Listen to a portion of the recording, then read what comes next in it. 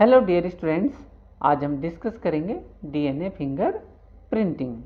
Topic की शुरुआत करने से पहले हम आपको बताते चलें कि जिस तरह से आपने देखा होगा कि आधार कार्ड बनवाते वक्त या जॉब के वक्त हमारे हाथों के और फिंगर्स के इम्प्रेशन लिए जाते हैं ताकि फ्यूचर में उन्हें प्रिजर्व किया जा सके और पर्टिकुलर जो पर्सन है उसकी आइडेंटिटी को डिटरमाइन कर सकें।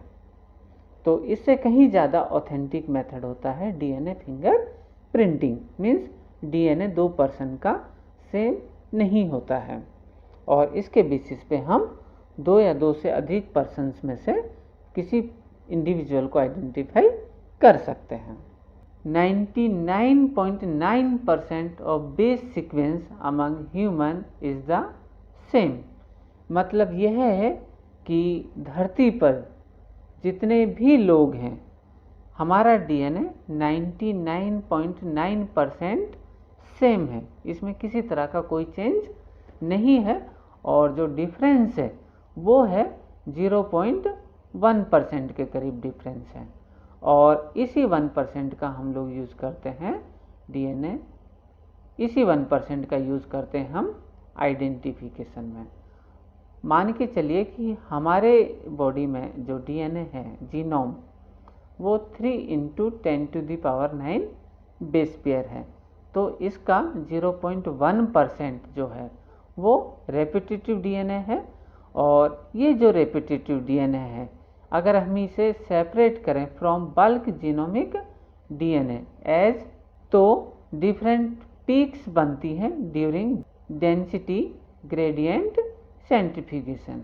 आप डायग्राम में देख सकते हैं कि जब इसका सेंट्रीफ्यूगेशन करते हैं तो कुछ पीक्स काफ़ी बड़ी बनी है और कुछ पीक्स काफ़ी छोटी हैं। तो इन मेजर पीक्स और माइनर पीक्स, इनके बेसिस पे हम इसे 2 पार्ट्स में डिवाइड कर सकते हैं और ये डिपेंड करता है एडेनिन थाइमिन रिच सेगमेंट पर या फिर ग्वानिन साइटोसिन रिच सेगमेंट पर। ये जो माइनर पीक्स जो हमें देखने को मिलती हैं इन्हें कहा जाता है mini satellite DNA and micro satellite DNA.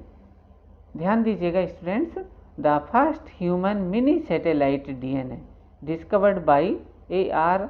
वाइमन and R. White in 1980। अब सवाल आता है कि मिनी सैटेलाइट डीएनए क्या है। जैसे कि हमने डिस्कस किया कि जो मिनी सैटेलाइट डीएनए ये क्या है, रेपिटेटिव डीएनए है और repetitive DNA does not code any protein, ये किसी भी तरह की कोई प्रोटीन नहीं बनाते हैं। और इम्पॉर्टेंट थिंग्स ये है कि ये high degree of polymorphism represent करते हैं। पॉलीमॉर्फिज्म होता है variation at genetic level, means genetically जो वेरिएशंस कॉज होती है वो कॉज होती है मिनी सैटेलाइट डीएनए की वजह से, क्योंकि यही डीएनए आप और हम लोगों में अलग अलग होता है, बाकी तो सेम है। Polymorphism it is arise due to mutation in somatic cell and germ cell. और इस म्यूटेशन की खास बात यह है कि ये जो म्यूटेशन है ये होता है नॉन कोडिंग डीएनए सीक्वेंस में। मीन्स ये किसी तरह की कोई प्रोटीन तो बनाता ही नहीं है और साथ में कैसा है, नॉन कोडिंग, तो it don't have any immediate effect. Means progeny को पता ही नहीं चलता है ह्यूमन को कि उसमें कब म्यूटेशन हुआ और कब उसका डीएनए चेंज हो चुका है। तो बस इसी कॉन्सेप्ट को बेस में ध्यान रखकर ये जो म्यूटेशंस हैं ये एक्यूमुलेट होते हैं generation after generation in progeny and form one of the basis of variability, की एक वेरिएबिलिटी का आधार बनाते हैं जिसके बेसिस पे सभी ह्यूमंस अलग अलग होते हैं। The technique of DNA finger printing was initially developed by Alex Jeffrey in 1984। He used a satellite DNA as a probe that shows very high degree of polymorphism. It was called a VNTR, variable number of tandem repeats, और इस VNTR की जो size थी वो थी 0.1 से लेकर 20 kilo base pair तक। And in India doctor Lalji Singh, father of Indian DNA fingerprinting technology, awarded Padam Shri in 2004 for the contribution in science and technology। इस डीएनए फिंगरप्रिंटिंग में हम कुछ टर्म्स यूज करेंगे, जैसे restriction endonuclease.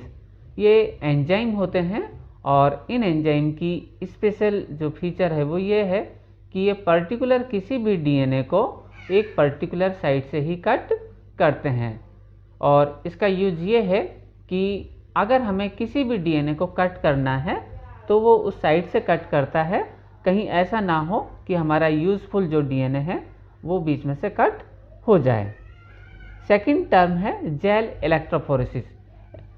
It is a technique to separate the DNA fragments. तो ये technique use की जाती है डीएनए फ्रेगमेंट्स को सेपरेट करने के लिए, और इसमें इलेक्ट्रिक करंट सप्लाई की जाती है जो कि डेंसिटी के बेस पर डीएनए फ्रेगमेंट्स को अलग अलग करती है। नेक्स्ट इंपॉर्टेंट टर्म है probe. Probe actually they are mini satellite DNA, और ये मिनी सैटेलाइट डीएनए जो डिस्पर्स्ड है ह्यूमन जीनोम में, और satellite DNA shows high degree of polymorphism.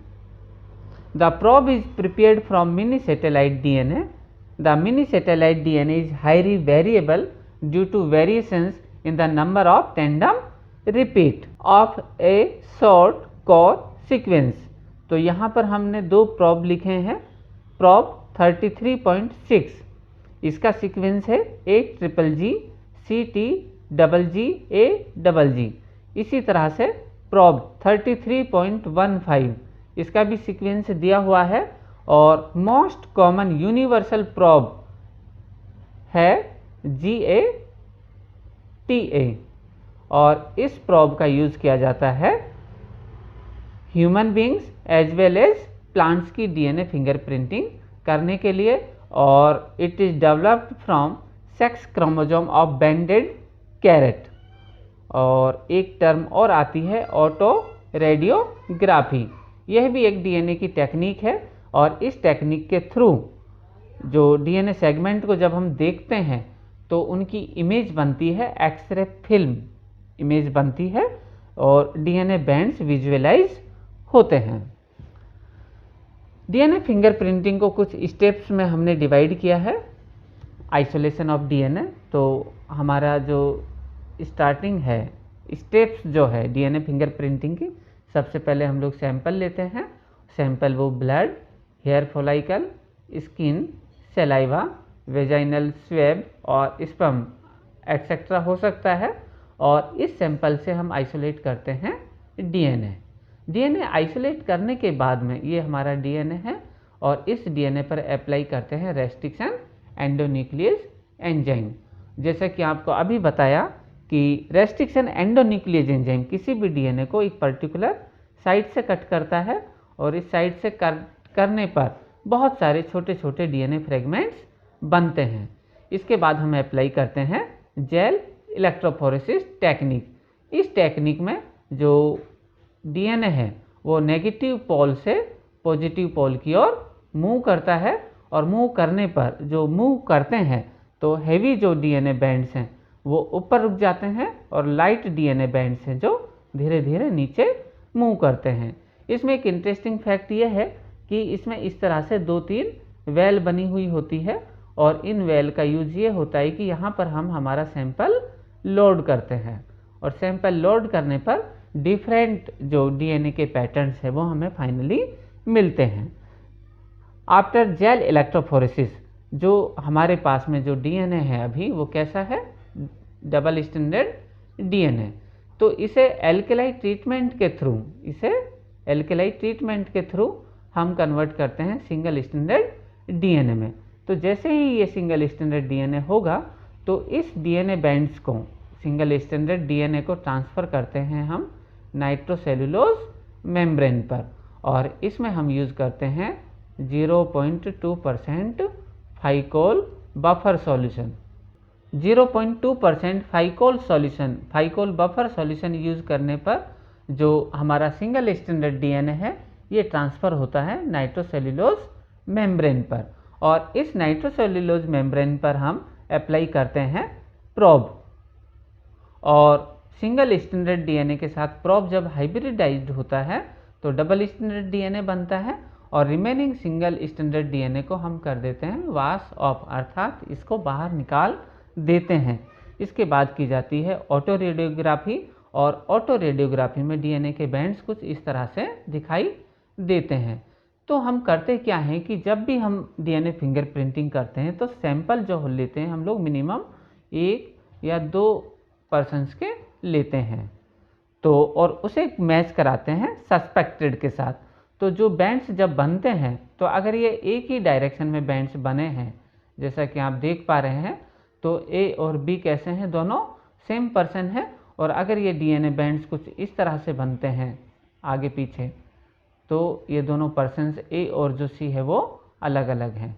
तो इसी टेक्निक का यूज़ किया जाता है parental dispute except monozygotic twins में, murder case, rape case and genetic disorders में। स्टूडेंट्स, आपको याद होगा कि हमारे भूतपूर्व प्रधानमंत्री श्री राजीव गांधी जी की जो हत्या की गई थी, तो उसमें जो क्रिमिनल्स का पता लगाया था डॉक्टर लालजी सिंह ने, और इन्होंने यूज़ किया था डीएनए फिंगर प्रिंटिंग टेक्निक।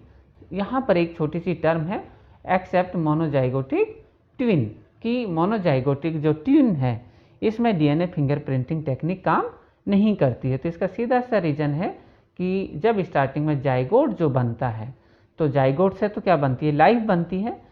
तो लाइफ बनने से पहले जाइगोट डेवलप होता है 2 सेल्ड में, और 2 सेल्ड बनने के बाद में ये दोनों सेल्स कैसी हो जाती हैं, अलग हो जाती हैं। ये दोनों सेल्स अलग होने के बाद ये अलग इंडिविजुअल बनाता है और ये इंडिविजुअल अलग लाइफ बनाता है। तो इस तरह से इन दोनों का जो जेनेटिक मटेरियल है वो एक ही जाइगोट से है, मीन्स ये दोनों जेनेटिकली आइडेंटिकल हैं। तो ट्विन केसेस को छोड़कर डीएनए फिंगरप्रिंटिंग काफ़ी सही तरीके से यूज़ की जाती है, और उम्मीद है आपको ये टॉपिक समझ में आया होगा। फिर भी अगर डाउट है तो अपने जो डाउट्स हैं प्लीज़ वो कमेंट सेक्शन में ज़रूर लिखिएगा। Thank you.